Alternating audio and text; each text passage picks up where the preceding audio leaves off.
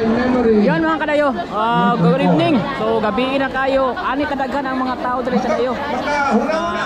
Ari sa Ruhas para sa pag-attend sa birthday celebration ni Tatay Digong. So kini nga area diri kadayo, kuan pa ni Claveria Street, pero dili padulong ito sa Bangada Street. Napoy mga tao dito nga side sa may Ruhas, padulong sa Ruhas. Napoy daghang tao. So ani kadaghan ang tao diri. Other people halos dili maka-agi. So nakadara isud kayo mag-agi. Ani kadaghan mga balas ang mga tao diri kadaghan. Pumilit. Yan. Unya ibandira ilahang COC. Ingon pa niya. Tawag Marco Polo kadayo, isang hotel sa Davao na puro mga kuan. Sa inyo ang mga karaan diri, kay nung pasiguro mo nga naapay usa ka madre iyang ginasugo para mapayag og COC niya. Grabe. Okay? Kailan wala niya? Ang madre. Sa kaliwa! Ibalik! Dito naman tayo sa kanan! Sansu! Over here! Oh, siyempre! Oh, mamel, siyempre! Jim Hazel! Arco pa! Dili kalimtan! Siyempre! O nga ako'y bisita, Sansu! Pinakahudya ka, mamel! Pinaka-meaningful! Pinaka-memorable! Ang tanang full! Ano ka tayo? Pinaka-bunggang birthday party! 18th birthday party ni Tatay Digong! Bonggang-bongga! Dili lang sa dakbayan! Kundi sa tibok! Kalibutan!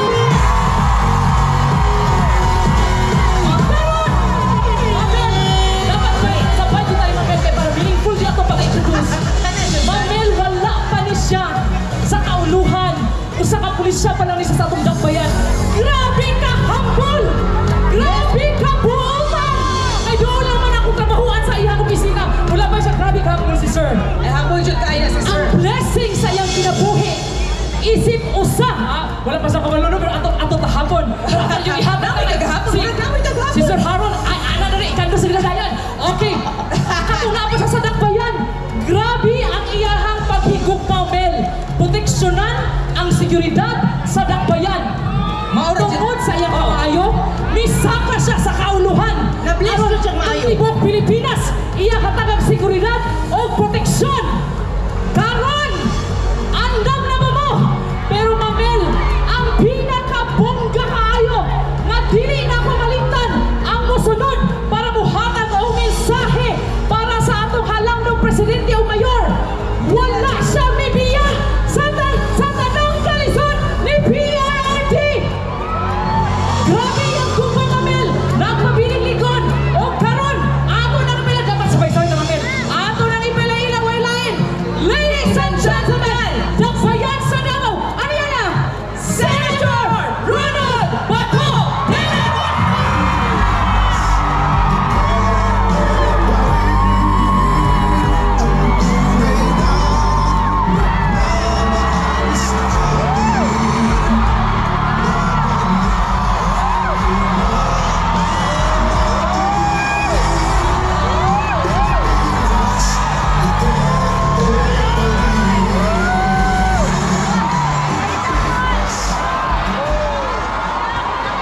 Tama na kay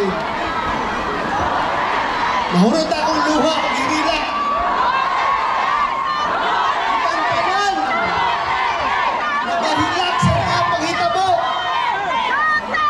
Sa unda maminaw silang tanan sa atong kasubok. Una ako magpadayon, mangayal ako maayong gabi kayong tanan. Mayong gabi! Kay balo ko dili maayo inyong gabi tungod kay ang inyong kasing-kasing nagasubok sa nahitabo sa ato ang binangga nga amahan sa lungsod o sa tibok Pilipinas. Naglagot kamo. Kung kamo naglagot, labi na ako. Pero una ko magpadayon, selfie sa tabi.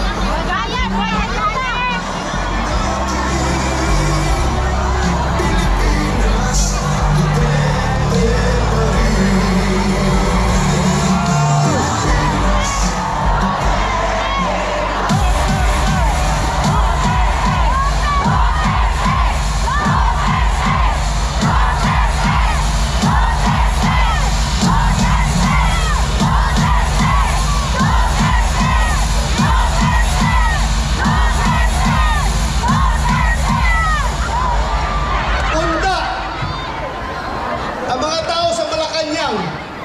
O mga tao sa ICC karon, naminaw ka na to. Bisag sila walay mga kasing-kasing. Dapat unda ilang tan-aon kining tao, sea of humanity, longing for the return of our beloved Father. Mga higala, una ko magpadayon, gusto kong i-recall sa inyo i-refresh na ako inyo mga una-una.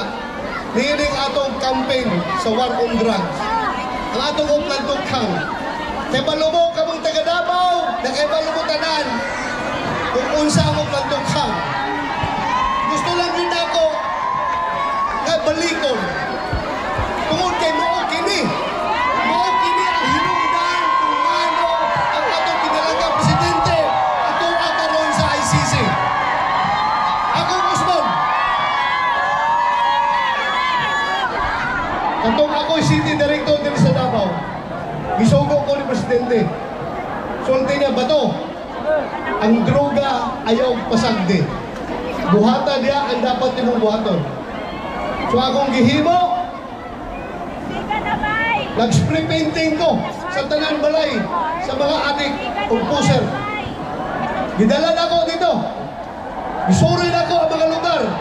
Ang mga kapitan akong kauban, kap, kailangan ka sa mga tao diri. Kasi puser diri, kasi adik.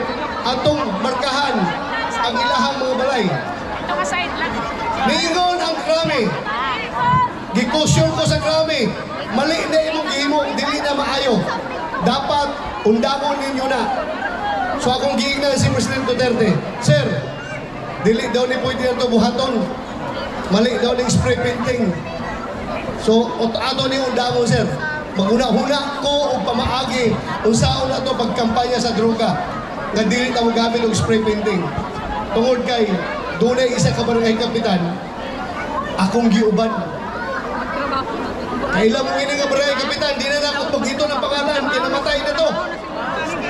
Na isa ka barangay kapitan, akong giuban, Kap, ingon si Mayor Duterte, adto ta, ubanan ko nimo sa mga balay, sa mga adik o mga puser, atong markahan o pula ang ilahang balay. Giubanan ko sa barangay kapitan, adto misa sa kabalay. Siya mismo ang nag-spray sa balay. Yang isprayan ng pula. Pero gahilak siya. Gahilak. Kung kapla nung gahilak mo ka. Gahilak ko, sir. Kay ako ning balay. Subot masabot ni Angkol ng kapitan na siya mismo involved sa droga. Sumotong iundang na to. Naguna-una ko tukhang. Tuk-tuk hangyo. Mao gihapon. Ang tuon ng mga panimalay, tuktukon o gahyoon kadto mga involved sa drugs nga muundang na.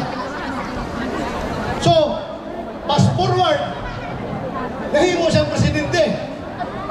Pagka-presidente ni Pangulong Duterte, gingnanday ko niya.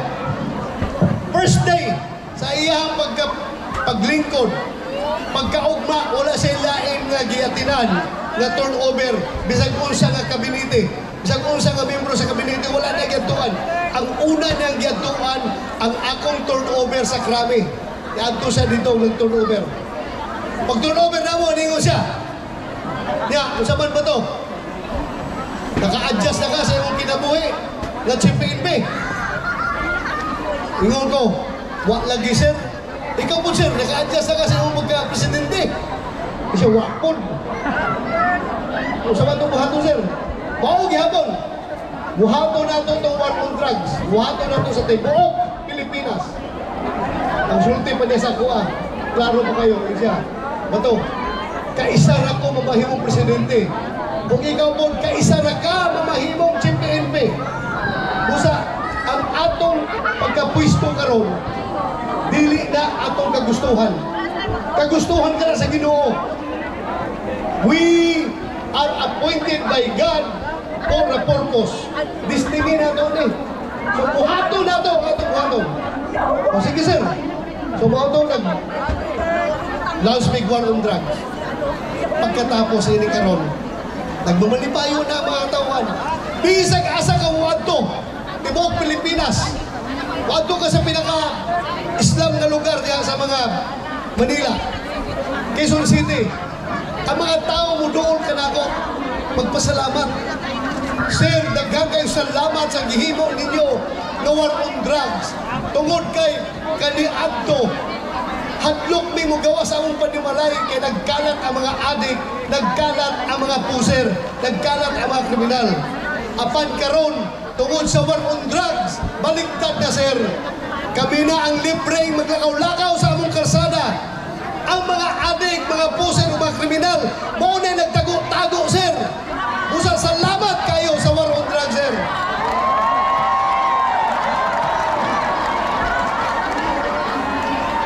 Karon nahitabo lang nahitabo. Wala ko nagmahay. Wala ko nagmahay sa akong papel sa war on drugs.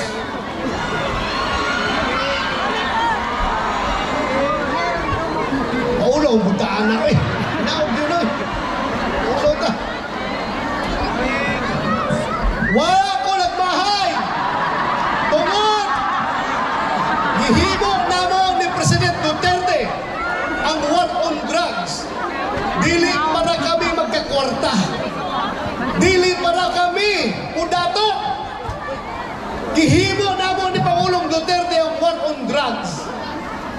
Unang-una, para masalba ang atong kabataan sa illegal na droga. Diba?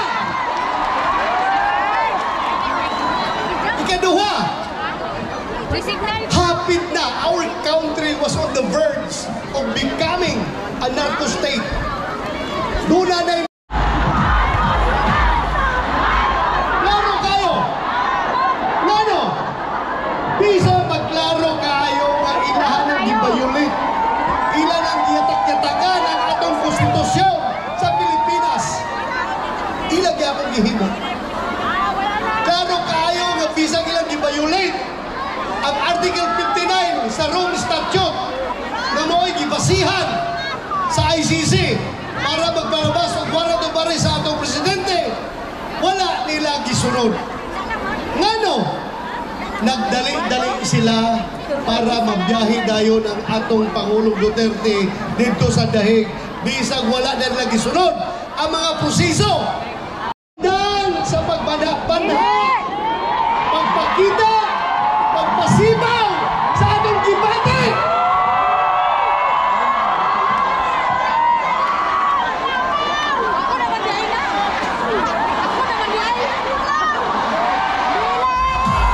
Dili ta mo undan sa pagpasibaw sa atong kasubo o sa atong paghinaot na unta makabalik na diri sa atong nasod ang atong pinalanggang Tatay Digong. Dili ta mo undang. Let the whole world know nga kita tanan diri nagalagot o nagsubo tungod sa panghitabo. Musa di ta mo undang after this unta ipadayon nato ug karon tungod kay birthday karon sa atong pinalanggang mayor sa siyudad sa Davao o presidente sa Timog Pilipinas. Ako mohangyo kaninyo nga unta atong iampo sa labong makagagahong nga unta ang atong presidente. Iapil na nato si Executive Secretary Bingbong Villaldia nga nakaroon dito nga adunay sakit. Iapil na nato pag-ampo nga unta tagaan sila maayong paglawas, kalantib sa paghuna-huna o igong katakos para malusutan nila karon ang mga pagsulay nga ilang giatubang sa ilang kinabuhi karon. Daghang salamat kaninyong tanan. Bring him